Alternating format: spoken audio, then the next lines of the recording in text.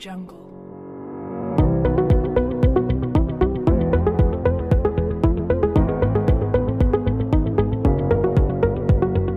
Audio Jungle.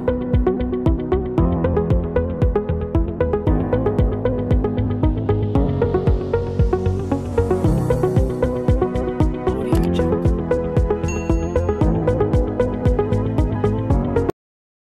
Bismillahirrahmanirrahim. Assalamualaikum warahmatullahi wabarakatuh. Alhamdulillahirabbil alamin. Wassalatu wassalamu ala asrofil anbiya'i wal mursalin wa ala alihi washabihi ajmain. Amma ba'du. Pertama-tama, marilah kita mengucapkan puji syukur kita kepada kehadiran Allah Subhanahu wa taala, yang mana pada hari ini kita masih diberikan kesehatan serta limpahan rahmat dan nikmatnya, terutama nikmat iman dan nikmat Islam. Dan tak lupa pula selawat dan salam kita hadirkan kepada junjungan Nabi besar kita, Nabi Muhammad SAW. Allahumma sholli ala sayyidina Muhammad wa ala ali sayyidina Muhammad. Semoga dengan memperbanyak selawat kepada beliau, kita mendapatkan syafaatnya di yaumil mahsyar kelak. Amin amin ya rabbal alamin. Nah, perkenalkan, saya Aldi Suhendra, NIM 0311910009, mahasiswa Tadris Biologi 4, Fakultas Ilmu Tarbiyah dan Keguruan, mahasiswa Universitas Islam Negeri Sumatera Utara, tahun 2019. Nah, baiklah, pada video kali ini saya akan menjelaskan mengenai laporan penelitian saya tentang psikologis pendidikan pada anak SMP dengan objek penelitian yakni seorang anak yang beranjak ke kelas 9 yang bernama Iswandi, yang merupakan salah satu siswa dari UPTD SMP Negeri 250 Pesisir. Berikut ini laporan hasil penelitian saya. Sekolah menengah pertama atau SMP adalah jenjang pendidikan dasar pada sekolah formal di Indonesia setelah lulus sekolah dasar atau sederajat. Nah, pada masa ini anak memasuki fase remaja di mana tingkat emosi dan pikiran anak masih labil, sehingga membutuhkan bimbingan dan arahan dari orang dewasa supaya dapat membangun akhlak yang baik kepada anak. Nah, di sini saya selaku peneliti, saya mengamati objek penelitian yang bernama Iswandi, yang merupakan salah satu siswa UPTD SMP Negeri 250 Pesisir. Nah, di mana dalam penelitian ini saya menggunakan metode observasi dan wawancara dan mengamati objek penelitian bagaimana kesehariannya, dan setelah saya mengetahui perilaku dan tingkah lakunya dalam kehidupan sehari-hari. Nah, saya selaku peneliti memberikan perlakuan kepada objek penelitian berupa solusi atas masalah-masalah yang sedang dihadapi oleh anak. Nah, setelah saya memberikan perlakuan kepada Iswandi, saya berharap semoga perlakuan yang telah saya berikan itu dapat memberikan perubahan kepada objek penelitian saya. Maka dari itu, penelitian ini pun saya lakukan supaya objek penelitian saya bisa dapat berubah ke arah yang lebih baik dan memperbaiki akhlak dan tingkah lakunya yang menyimpang. Adapun tujuan penelitian ini bertujuan yang pertama itu untuk mengetahui perkembangan si anak. Ya, tujuan kedua yaitu untuk mengetahui minat dan motivasi anak dalam belajar. Nah, tujuan yang ketiga ini adalah mengetahui masalah yang sedang dihadapi oleh si anak dan memberikan solusi serta perlakuan untuk mengatasi masalah yang sedang dihadapi anak tersebut. Nah, dan tujuan keempat ini adalah mengetahui kajian teoritis psikologi pendidikan yang berkaitan dengan masalah-masalah yang sedang dihadapi si anak. Nah, adapun kegiatan penelitian yang dilakukan oleh peneliti dalam mengobservasi objek penelitian ini dilakukan selama 5 minggu dengan total hari 35 hari atau bisa dikatakan 1 bulan sih. Nah, dalam 1 bulan ini peneliti membagi menjadi beberapa minggu, di mana minggu pertama itu adalah identifikasi objek penelitian, minggu kedua adalah observasi atau mengamati objek penelitian. Nah, minggu ketiga itu adalah mencari kajian teoritis yang berkaitan mengenai masalah-masalah yang dihadapi oleh si anak setelah kita mengamati bagaimana rutinitas dan aktivitasnya dalam sehari-hari. Nah, minggu keempat ini adalah perlakuan yang peneliti berikan terhadap masalah-masalah yang sedang dihadapi oleh objek penelitian tersebut, mengenai seperti masalah rokok, masalah pergaulan, masalah sosial dan masyarakat. Dan minggu terakhir, minggu kelima adalah mengamati kembali perubahan apa yang telah terjadi pada anak tersebut setelah peneliti memberi perlakuan terhadap masalah-masalah yang sedang dihadapi oleh si anak. Dan sebenarnya ada minggu terakhir, itu minggu ke-6 adalah proses penyusunan laporan penelitian ini. Nah, untuk lebih jelasnya teman-teman dapat lihat di gambar samping ini mengenai pembagian-pembagian dalam kegiatan penelitian ini. Pada minggu pertama atau identifikasi objek penelitian, pada awalnya peneliti ingin menjadikan keponakan saya sebagai objek penelitian. Akan tetapi peneliti mengurungkan niat mengingat keponakan saya masih berada di kursi TK. Dan pada akhirnya peneliti menjadikan Iswandi yang merupakan saudara peneliti sebagai objek penelitian. Adapun alasan peneliti menjadikan Iswandi sebagai objek peneliti adalah yang pertama, si anak masih menduduki kursi SMP, sehingga hal ini tentu dapat memudahkan dalam hal wawancara dan observasi. Dan yang kedua yaitu pada fase ini anak sedang memasuki fase remaja awal, sehingga emosi dan pikiran si anak cenderung masih labil, sehingga membutuhkan bimbingan dan dukungan dari orang dewasa supaya dapat membangun karakter dan akhlak yang baik pada si anak. Nah, pada minggu kedua yaitu observasi objek penelitian. Setelah mengidentifikasi objek penelitian, langkah selanjutnya yang dilakukan oleh peneliti adalah mengamati segala aktivitas dan rutinitas yang dilakukan oleh si anak yang merupakan objek penelitian. Nah, di mana pada pertama itu lingkungan sekolah. Pada masa ini peneliti tidak dapat mengamati bagaimana kegiatan si anak di kelas dikarenakan pada masa pandemi COVID-19 yang sedang melanda negara kita saat ini, seluruh sekolah diliburkan sehingga peneliti tidak dapat mengamati bagaimana keseharian dan aktivitas yang dilakukan oleh si anak di kelas. Akan tetapi peneliti dapat menyimpulkan bagaimana aktivitas yang dilakukan oleh objek si anak melalui wawancara-wawancara yang telah dilakukan. Dan si anak masuk ke dalam golongan siswa yang aktif belajar. Hal ini dibuktikan dengan capaian objek peneliti yang dimana objek penelitian saya yang merupakan Iswandi, yang bernama Iswandi, berhasil mendapatkan ranking 5 atau ranking 8 kelas. Lumayan. Nah, adapun yang peneliti khawatirkan pada lingkungan sekolah ini adalah lingkungan pergaulannya, di mana masalah yang sedang dihadapi oleh si anak adalah masalah merokok. Nah, adapun alasan anak merokok itu adalah ajakan dari teman-temannya, dan alasan yang kedua itu supaya anak bisa diterima di lingkungan pergaulannya. Tentu hal ini merupakan masalah yang sedang dihadapi oleh si anak, dan peneliti sebagai peneliti tentu memberikan perlakuan dan solusi supaya si anak bisa mengurangi atau bahkan berhenti dari kebiasaan merokoknya. Adapun perlakuan yang diberikan oleh saya kepada Iswandi itu pertama itu dengan memberinya saran dan menceritakan kepadanya mengenai bahaya dari rokok dan apa akibatnya ke depannya nanti. Adapun yang kedua yaitu menanamkan prinsip dalam dirinya itu memikirkan apa yang akan terjadi ke depannya. Dan yang perlakuan yang ketiga yaitu dengan sering-sering membawanya mengajaknya ke masjid untuk melaksanakan sholat supaya dapat melupakannya dari kebiasaan merokok. Nah, alhamdulillah pada masa ini si anak masih belum dalam fase kecanduan, sehingga Iswandi bisa mengontrol kebiasaan merokoknya. Nah, yang kedua itu di lingkungan rumah. Dikarenakan adanya pandemi COVID-19 ini, jadi anak cenderung banyak menghabiskan waktu di sekitar lingkungan rumah. Adapun kegiatan yang sering dilakukan oleh anak adalah bermain bola takraw dan bola sepak atau sepak bola dengan teman-temannya. Dan yang kedua itu di lingkungan masjid, anak setelah observasi yang telah saya lakukan, anak jarang sekali pergi ke masjid. Yang merupakan objek penelitian saya ini jarang sekali ke masjid dikarenakan niat dalam dirinya. Tentu hal ini dipengaruhi oleh faktor sekitarnya seperti orang tua dan niat dalam diri individu. Nah, pada minggu ketiga ini adalah kajian teoritis, di mana setelah saya mengamati aktivitas yang dilakukan oleh Iswandi, langkah selanjutnya itu adalah saya mencari kajian teoritis yang bersangkutan dengan masalah-masalah yang sedang dihadapi oleh Iswandi. Nah, seperti kajian teori seperti kajian teori mengenai motivasi belajar, kemudian masalah merokok dan masalah pergaulan. Nah, berikut ini adalah penjelasan mengenai kajian teori. Salah satunya itu teori motivasi belajar yang mengikuti gaya-gaya dalam belajar, di mana dalam psikologi ada tiga gaya belajar si anak. Yang pertama itu gaya visual dengan penglihatan, yang kedua itu gaya auditori dengan pendengaran, dan yang ketiga itu adalah gaya kinestesis, yaitu secara langsung.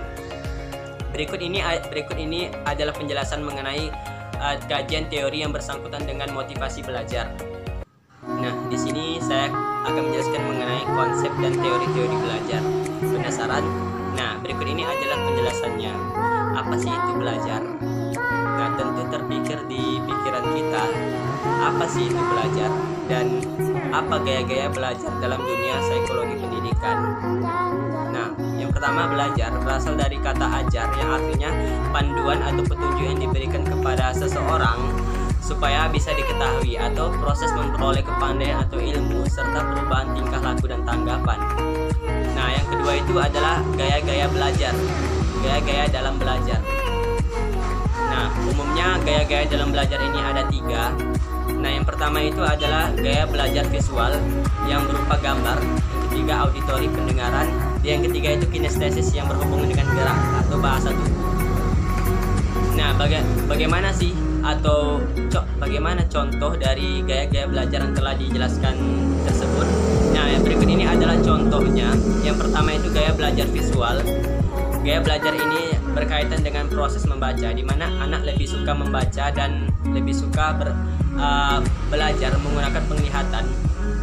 Nah, yang kedua itu gaya belajar auditori dengan cara pendengaran, di mana anak lebih mudah ingat dengan apa yang didengarnya dan lebih suka belajar dengan cara mendengarkan atau soal cerita.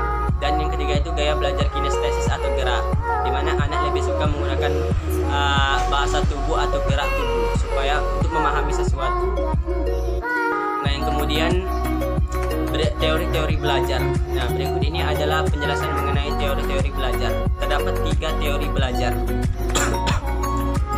3 teori belajar. Teori pertama itu adalah teori behavioristik, kedua kognitif, dan yang ketiga itu konstruktivisme.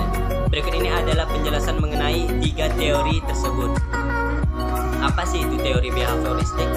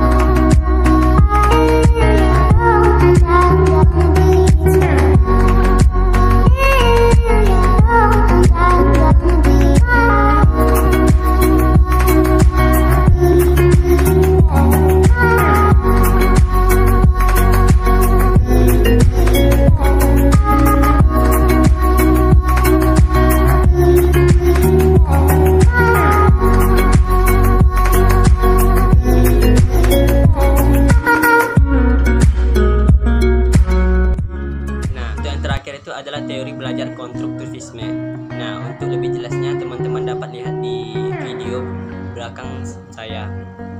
Itulah penjelasan saya mengenai konsep teori belajar dan gaya-gaya belajar dalam dunia psikologis. Nah, selanjutnya itu saya akan menjelaskan mengenai perubahan-perubahan yang telah terjadi pada Iswandi yang merupakan objek penelitian saya setelah saya mengamati dan mengobservasi keseharian dan rutinitasnya. Dan kemudian saya juga akan menjelaskan mengenai metode-metode yang digunakan dalam penelitian ini. Setelah pada minggu pertama dan minggu kedua dilakukan dan masuk ke minggu ketiga, yakni mencari kajian teoretik, pada minggu keempat adalah memberikan solusi terhadap masalah yang sedang dihadapi oleh si anak. Nah, dan pada minggu kelima adalah mengamati kembali perlakuan-perlakuan yang telah diberikan. Apakah ada perubahan setelah kita memberikan nasihat atau perlakuan yang baik kepada anak tersebut atas masalah yang sedang ia hadapi. Nah, adapun metode penelitian yang peneliti lakukan dalam menyusun laporan penelitian ini, yang pertama itu adalah observasi, di mana observasi berasal dari kata observation yang berarti pengamatan. Nah, metode observasi ini dilakukan dengan cara mengamati perilaku, kejadian atau kegiatan objek penelitian, kemudian dicatat dalam bentuk hasil pengamatan. Nah, dengan mengamati, peneliti dapat melihat kejadian sebagaimana objek yang diamati mengalaminya. Teknik kedua itu adalah wawancara. Nah, di sini selain melalui observasi, peneliti juga mengumpulkan data melalui wawancara secara langsung terhadap objek penelitian dengan mengajukan beberapa pertanyaan yang terkait mengenai data pribadi, data pendidikan, data orang tua, dan serta kehidupan di sekolah, di rumah, dan di masjid. Dan yang terakhir itu adalah dokumentasi, di mana dokumentasi ini diartikan sebagai suatu catatan tertulis atau gambar yang tersimpan tentang sesuatu yang telah terjadi. Jadi dokumentasi ini merupakan fakta dan data tersimpan dalam berbagai bahan yang berbentuk dokumen. Nah, itu saja mengenai metode dalam penelitian ini, di mana ada 3 metode. Yang pertama itu ada metode observasi, metode wawancara, dan metode dokumentasi.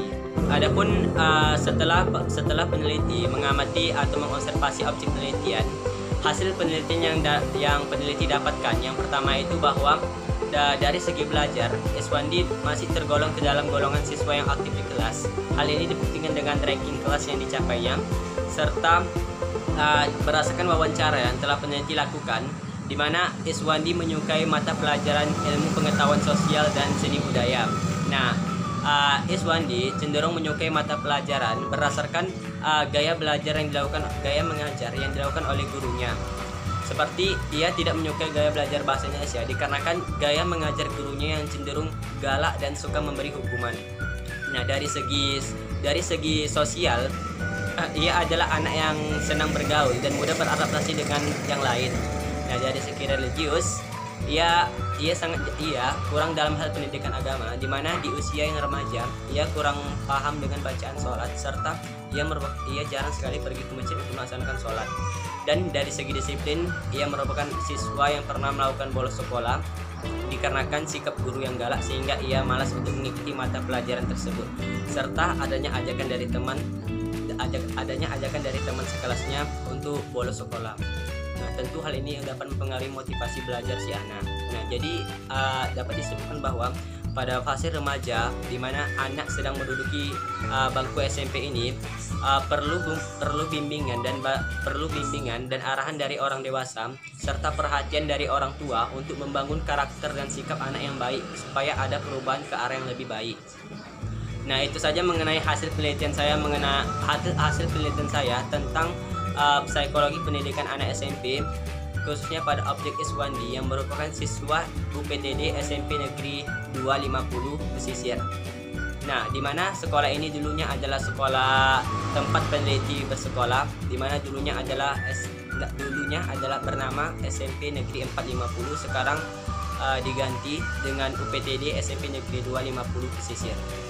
Nah, itu saja penjelasan saya mengenai laporan hasil penelitian saya. Semoga apa yang saya sampaikan dapat memberi manfaat kepada teman-teman sekalian dan dapat memotivasi orang tua supaya dapat lebih memperhatikan anaknya, khususnya pada fase remaja, di mana fase ini merupakan fase goncangan atau fase badai, di mana anak sedang mengalami masalah-masalah yang sedang dihadapinya.